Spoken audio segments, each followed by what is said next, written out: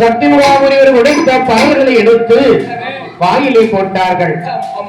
நீலப்பூ, குமர்தப்பூ, சூரியகாந்தி பூ, இந்த பூவை எடுத்து 3 அரைக்குமார்களும் கார் கூந்தலியை வைத்தார்கள். ஆமா, சத்தியமுகாமுனிவரை நினைத்து அந்த உறவு தவமிருந்த முத்து பலர்களை வாயில் போட்ட நேரத்தில் அந்த மங்கையாக பெற்றவர்கள் 10 மாதம் எப்படி குழந்தை சுமைக்கின்றோமோ அதுபோல ஒரே இரவிலே அவர்களுக்கு 10 மாத கர்ப்பமாகிவிட்டார்கள். அப்படி 10 மாத கர்ப்பத்தில் இருக்கும் போது பாலி சூலி செல்வி என்று சொல்லக்கூடிய மூவர்களும் ஒரு சாமமான சாமத்தில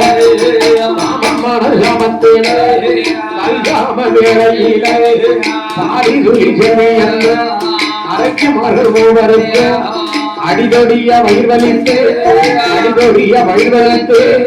ஆண் குழந்தை பிறந்திடும்.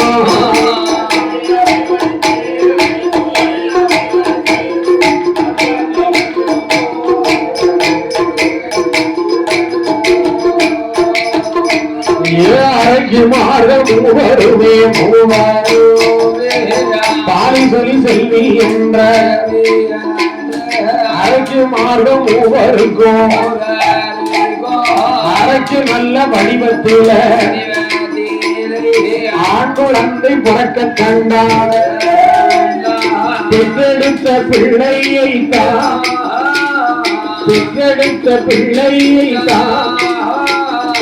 ஏது செய்வாள் அரைக்குமார்கள்.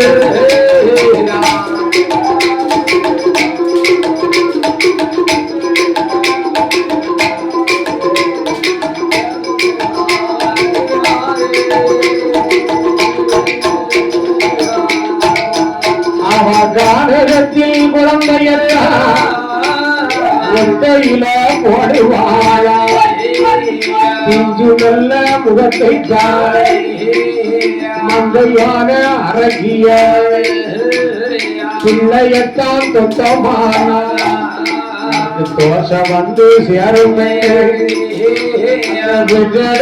பிள்ளையத்தான் தொட்டு கூட பார்க்காமல் தூரத்தில நின்றுடுவா தாயான அழகிமாட சக்தி மகாமுனிவரோட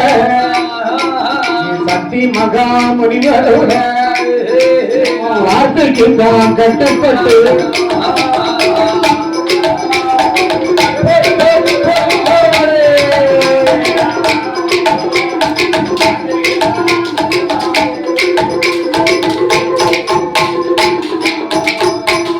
அதாவது 3 போய் எடுத்து சொல்லி பரல்களை சாப்பிட்டு ஒவ்வொருவரும் அப்படியே 3 குழந்தைகள் கிடைத்தார்.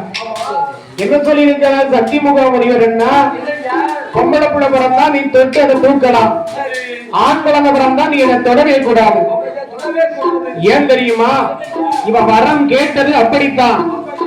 ஆண் வாடை காட்டி அடிபடக்கூடாது. இந்த குழந்தைக்கு ஆண் அப்பா